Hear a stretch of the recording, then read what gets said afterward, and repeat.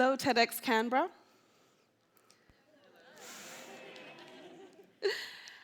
Have you ever wanted to change the world? Do you have a dream that sometimes feels like it's way too big to chase? Have you or someone you know hit rock bottom and you don't quite know where to start to get back up? Do you sometimes feel like life is passing you by and you're not quite where you want to be? If you're like me, then you would have said yes to one or more of those questions, either today or at some point in your life. What I want to tell you today is that there is a way to accelerate to where you want to be. Today, I want to talk to you about hope and empowerment.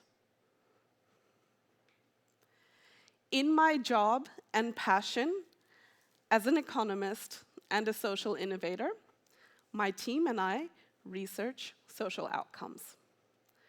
What that means is that we measure social impact and we unpack how social outcomes can take place, so the causal chains and the impact pathways, the steps that ultimately lead to good outcomes. In our research, I was surprised to find that the most effective way to achieve empowerment, which then flows on to other positive social outcomes, actually begins with the first step. And that first step is your ability to ask for help. Let me elaborate. On a research project that my team undertook on developing a measurement framework for mental health outcomes, we spoke to lots of different people with different life experiences, different life circumstances, income levels, location, many other variables.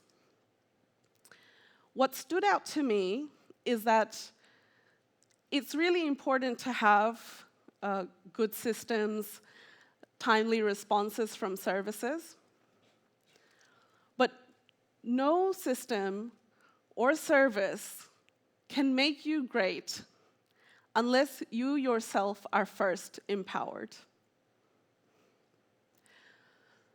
So if asking for help is so amazing, so impactful, then why don't people do more of it? It is hard to ask for help. A recent study in the US found that over 70% of people don't ask for help until it's absolutely at a situation that they need to. And over 50% of people feel that they didn't achieve the outcomes that they wanted to because they didn't reach out for help. So there are 3 key reasons why people tend to not ask for help. The first one, and a big one, is fear. Fear of looking like you're incompetent. Fear of vulnerability, showing people what your shortcomings are. And the third one is a fear of rejection. What if I reach out for help and it's not reciprocated and I don't receive the help that I need? A Stanford research study recently looked at the help-seeking behaviors of young children. And what they found is that children tend to not ask for help in classrooms for the same reasons that adults don't. Children as young as 7 years of age associate incompetence with asking for help.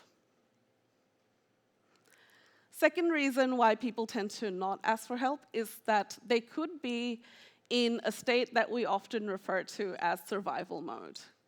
So dealing with so many issues, maybe financial stress, maybe juggling bills, budgeting, all those things result in cognitive impairments, and it leads you to not be able to think through where you're at and actively reach out and ask for help.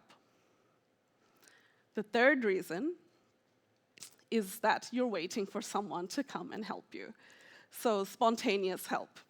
Yes, it's definitely out there, but it's less impactful and less prevalent than you actually reaching out and asking for help.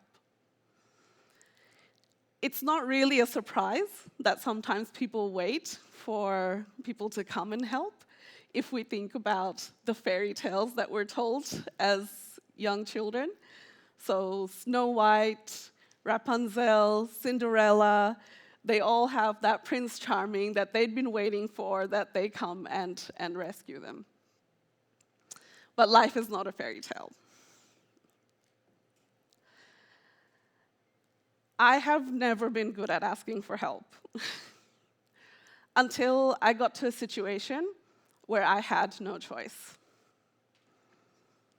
In June 2019, my dad had a choking incident at a community event, and he ended up with hypoxic brain injury.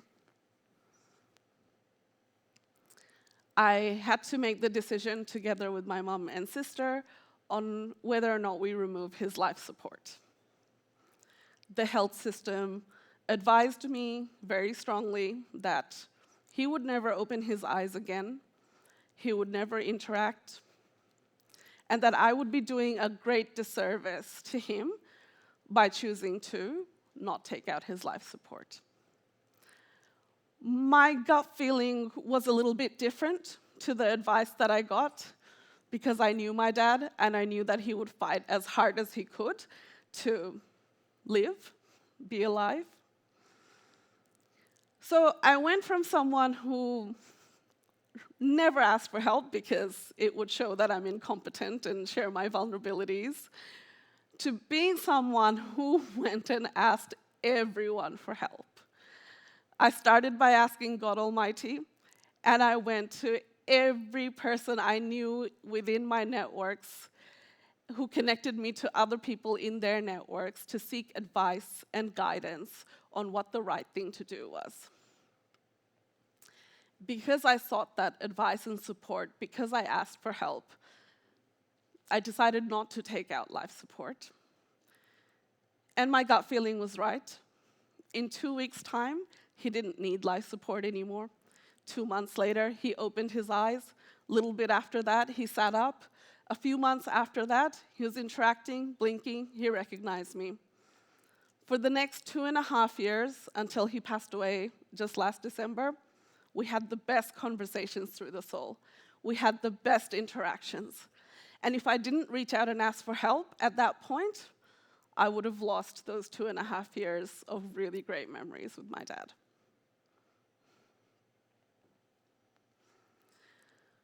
So let's come back to our 4 questions in the beginning, and let's think about how we can achieve them through asking for help.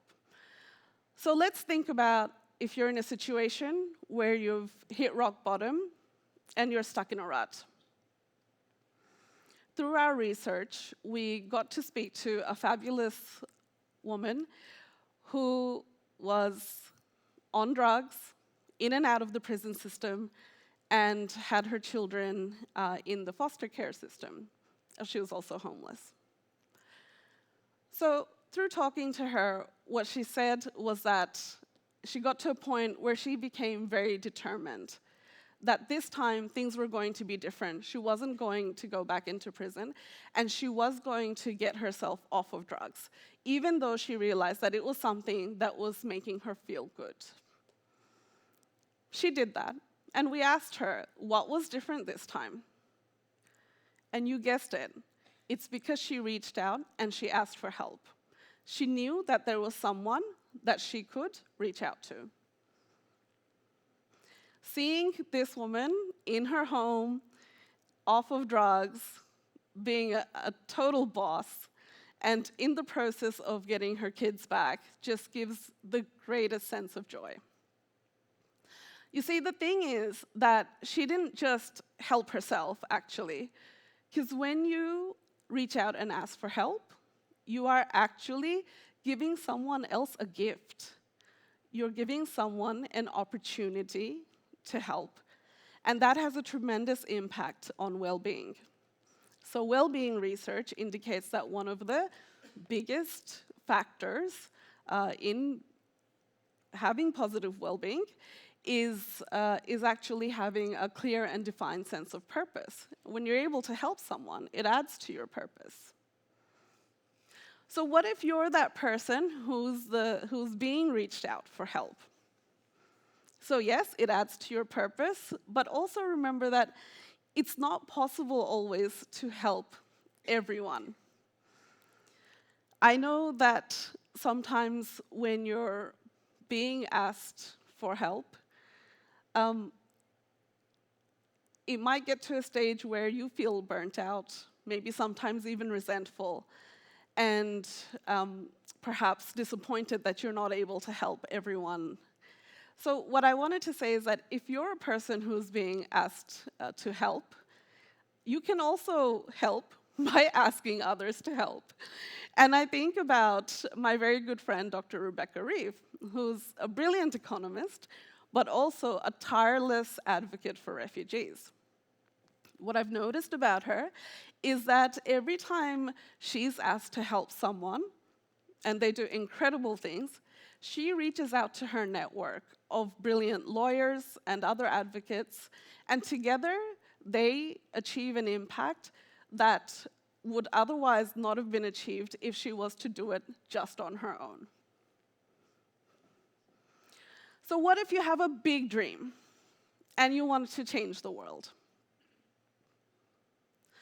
So asking for help on its own is not going to get you to achieve everything. You still have to work hard. You still have to invest in yourself and resources. But by asking for help as a first step, you will be able to accelerate where you want to get to. Let's think of an incredible social change maker. My favorite, Professor Muhammad Yunus, the man who inspired me to become an economist. So, about 4 or 5 decades ago, he realized that an entire village could be lifted out of poverty for a simple small sum of $27. So what he could have done is went, okay, let me just invest in a whole bunch of, a number of villages and lift them all out of poverty. But instead what he went and did was he reached out to a bank. And he created access to collateral for all poor people in Bangladesh. And by doing so, he achieved far greater impact than if he was just going around taking, that $27 out of his own pocket.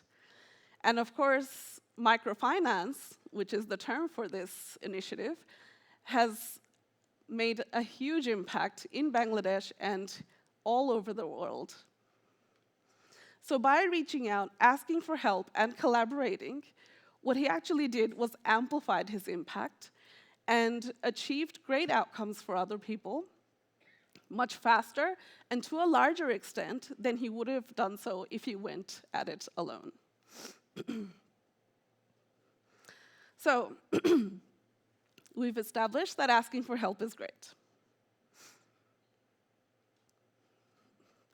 How do we achieve this really tough task of asking for help? There are 6 steps. So firstly, get yourself into an asking for help mindset. That means let's let go of some of those fears. Put your ego aside, be vulnerable. Number 2, think through the thing that you're actually needing to get some help on. It could be anything. It could be your big dream. It could be that you've hit rock bottom. Whatever it is, think about it. What is the problem that you need to have solved right now? Make a list. Number 3, make a list of the people that you think could help you. And if you can't think of someone, then this is the thing that you need to prioritize. Find just one person that you think could cause a spark for you. And keep building that network. Over time, you'll find that you'll have a big list of people that you can reach out to. So next, make that step and reach out and ask for help. If you do that via conversation and really explain the impact that it will have on your life, you're likely to get a greater response. Number 5, be okay with getting rejection. It's okay if someone you reach out to can't help you, because you don't know, that person might need help themselves. They might have some kind of a circumstance, but it's not an indication of you not being worthy of receiving help. And the final step, be prepared to help others as well when you get the opportunity. Today, I wanted to talk to you about hope and empowerment. And I hope that what we've talked about today and what we've described can instill a sense of hope in you in terms of what you want to achieve. I hope that it's given you a new light into a way to accelerate your empowerment. I know that since I've adopted this new way of being, which is asking for help, so many things in my life have changed.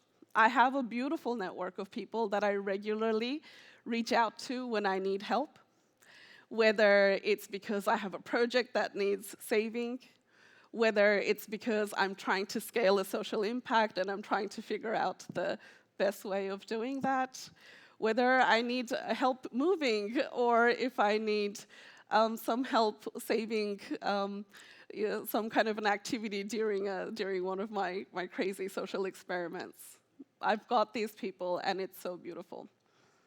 So it's had such a big impact on my day-to-day life, and not to mention the fact that I got that extra 2.5 years with my dad, the person who inspired me to become an economist because he gave me a book on Professor Muhammad Yunus when I was 14, the person who encouraged me to go and build social enterprises instead of, doing more sensible things, maybe. The person who had the most magnificent and magical smile that I'm seeing right now. So I want to ask you for help. It would instill a great sense of purpose to me if something that I've said today can help you as well. I want you to take a moment to think about something that you would like to achieve. How big or how small it is, it doesn't matter. And I want you to make a list of people that you can reach out to. And I'd like you to go out and reach out to those people and see if it makes a difference for you. I'd love to hear your story. Please get in touch and let me know. It would make a big difference to me. I want to finish today by saying, please don't underestimate yourself and your ability to make a difference in the world. In the words of Jalaluddin Rumi, everything in the universe is within you, and ask all from yourself. Thank you so much for listening, and let's go out and change the world together.